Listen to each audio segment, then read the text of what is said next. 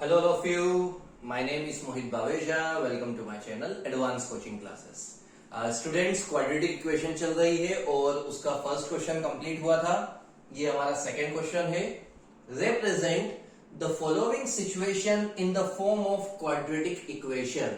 मतलब आपको इस सिचुएशन को, इस क्वेश्चन को क्वाड्रेटिक इक्वेशन के फॉर्म में सेटअप करना है. सॉल्व नहीं करना है, सिर्फ उसके फॉर्म में सेटअप करना है. क्वाड्रेटिक इक्वेशन का फॉर्म क्या होता है? जिसमें एक्स स्क्वायर आता है, जिसकी पावर हमेशा 2 होती है. इसका पहला क्वेश्चन है the area of rectangular plot is 528 metre square. Rectangle क्या होता है? जिसमें लेंथ और ब्रीथ होती है. ये जो व्हाइट बोर्ड है ये एक रेक्टेंगल की शेप का है, इसमें लेंथ भी है और ब्रीथ भी है. तो आपको ऐसा बोला है एरिया एक रेक्टेंगुलर प्लॉट का 528 है. एरिया कितना है? 528. Length of the plot is 1 more than twice its breadth. ये हमारी मेन स्टेप है जिससे हम कैलकुलेशन करेंगे. जो लेंथ है प्लॉट की वो 1 more है. 1 more मतलब एक ज्यादा है और साथ में ट्वाइस है. ट्वाइस मतलब डबल है. किसके डबल है? ब्रीथ के. तो इन दैट केस, इस कंडीशन में सबसे पहले हम मान लेते हैं कि जो हमारी लेंथ है, हम क्या मान लेते हैं? जो हमारी ब्रीथ, पीछे बोला है ब्रीथ के डबल है, तो हम लिखते हैं let the breadth of rectangular plot. जो हमारा रेक्टेंगुलर प्लॉट है उसकी ब्रीथ को हमने मान लिया x मीटर. क्या माना? x metre. क्यों मीटर? क्यों? क्योंकि ये भी कार किस में है? मीटर में. इसलिए हमने ब्रीथ को क्या माना? x metre. And the length of rectangular plot B. अब लेंथ क्या है? Length of plot is 1 more. 1 more मतलब 1 का क्या होगा? Plus twice its breadth. तो x की जगह मानेंगे 2x. ट्वाइस है तो x की जगह क्या माना? 2x. वापस समझिएगा, लेंथ एक प्लॉट की 1 more है और ट्वाइस है ब्रीथ के. तो सबसे पहले हमने ब्रीथ को माना है x. लेंथ क्या हो जाएगी? 1 more मतलब 1 का प्लस ट्वाइस इट्स ब्रीथ मतलब 2x. और m क्या होता है? तो m क्या है? मीटर. उसके बाद अकॉर्डिंग टू क्वेश्चन, जिसको मैं लिखता हूं ATQ लिख करके. अकॉर्डिंग टू क्वेश्चन एरिया कितना है रेक्टेंगुलर प्लॉट का? 528. तो हमने यहां पर लिखा area of rectangular plot. Area कितना है रेक्टेंगुलर प्लॉट का? 528 मीटर स्क्वायर. उसका एरिया है 528 मीटर स्क्वायर. एरिया का फॉर्मूला क्या होता है? तो एरिया का फॉर्मूला हम लोगों ने छोटी क्लासेस में पढ़ा था, लेंथ इंटू ब्रीथ. अधिकतर आप सभी को याद होगा. Area of rectangle, area of rectangle का फॉर्मूला क्या होता है?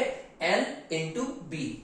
लेंथ क्या है? देखना, लेंथ क्या है? 1 plus 2x. लेंथ है 1 plus 2x. और ब्रीथ क्या है? ब्रीथ है हमारी x. इक्वल में 528 मीटर स्क्वायर हम बाद में लिखेंगे. उसके बाद अरेंज करेंगे. 1 का मल्टीप्लाई x में होगा तो 1x, 2x का x में होगा तो 2x स्क्वायर इक्वल 528. अब इसके बाद अरेंज कैसे होता है? सबसे पहले हमारी याद करो, कल हमने इक्वेशन क्या पढ़ी थी? ax square plus bx plus c equal 0. मतलब सबसे पहले x स्क्वायर की वैल्यू आएगी. x स्क्वायर मतलब 2x स्क्वायर. उसके बाद क्या आएगा? x की वैल्यू, x मतलब 1x.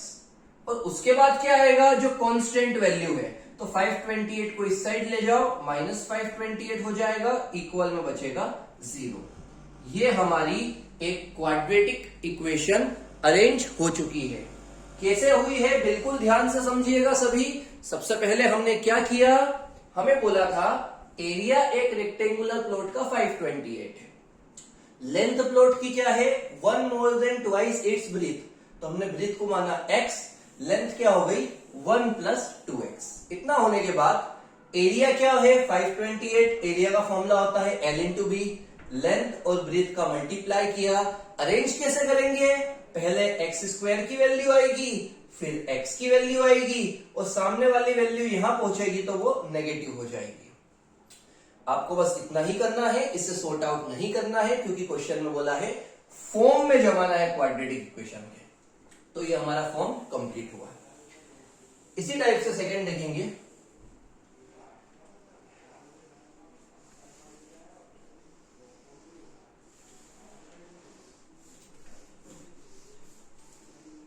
सेकंड है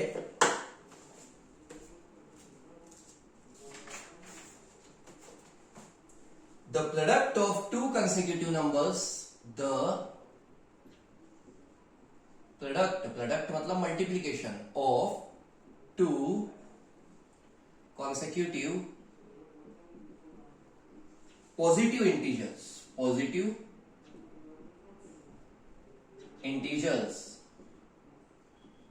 is 306. We need to find the integers. हमें integers find करना है. We need to find the integers. हमें वो integers find out करना है. सबसे पहला काम समझिएगा. सबसे पहले ये होगा, आपसे बोला है दो कंसेक्यूटिव पॉजिटिव इंटीजर। ये जो पोर्शन है ये आप बिल्कुल ध्यान से समझना। इस टॉपिक में क्वाड्रेटिक इक्वेशन में ये वर्ड लगभग 3 से 4 बार आने वाले हैं। कॉन्सेक्यूटिव मतलब क्या होता है? एक के बाद एक। कॉन्सेक्यूटिव मतलब क्या होता है? एक के बाद एक। जैसा पहला नंबर 6 है तो उसके बाद क्या बनेगा? 7, उसके बाद 8, उसके बाद 9। एक के बाद एक आपको प्लस करना है। तो कॉन्सेक्यूटिव नंबर हम क्या मान लेंगे? हम लिखेंगे let two consecutive positive integer. कौन से इंटीजर की बात चल रही है? पॉजिटिव की। Positive integers be. हमने दो नंबर को क्या मानेंगे? एक को मानेंगे x और एक को मानेंगे x प्लस 1।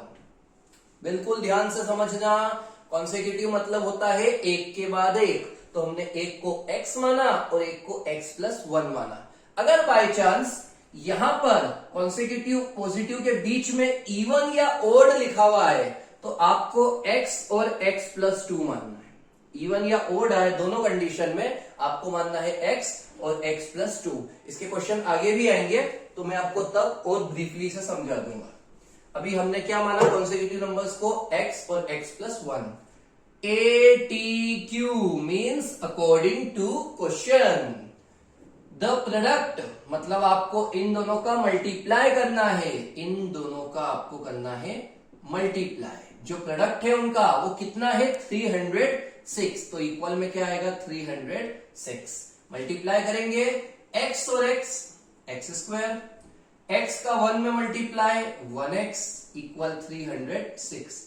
जमती कैसे है इक्वेशन? सबसे पहले x स्क्वायर आएगा, फिर x की वैल्यू आएगी, सामने वाला नंबर यहां ले जाओ और इक्वल में बचेगा 0। ये हमारी पूरी इक्वेशन सेटअप हुई। क्या इक्वेशन थी? आपको सिचुएशन जो थी, ये जो क्वेश्चन था, इसको क्वाड्रेटिक इक्वेशन के फॉर्म में अरेंज करना था। तो ये क्वाड्रेटिक इक्वेशन हमारी एस्टेब्लिश हो गई। Next question, third.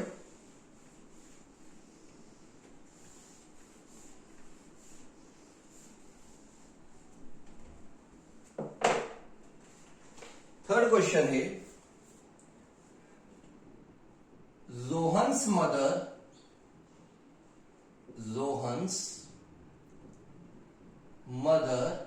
is 26 years older than him. The product of their ages,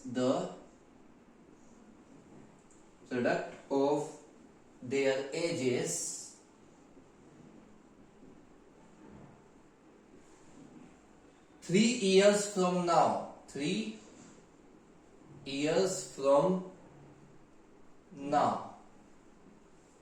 will be 360. We would like to find Rohan's present age. We would like to find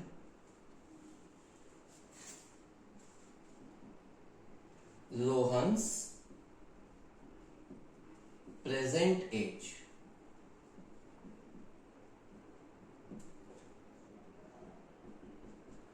start करते हैं, question क्या है समझते हैं।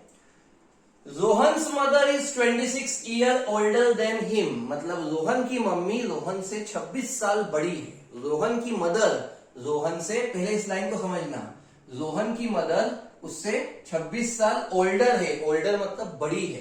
तो उस कंडीशन में हम लिखेंगे let the present age of Rohan, present age of Rohan, Rohan की एज क्या है, रोहन की एज हम मान लेते हैं x ईयर्स, वो x ईयर्स का है। And the present age of his mother, उसकी मदर कितने साल की है, कितने साल बोला है, 26 ईयर ओल्डर, तो लिखेंगे x प्लस 26 ईयर्स। क्या माना, पहली लाइन पढ़ी हमने क्वेश्चन की, उसमें क्या पता चला, the Rohan's mother is 26 year older than him, मतलब रोहन की मम्मी उससे 26 साल बड़ी है। तो उस कंडीशन में हमने रोहन की एज को x माना और उसकी मदर की एज को x प्लस 26 माना।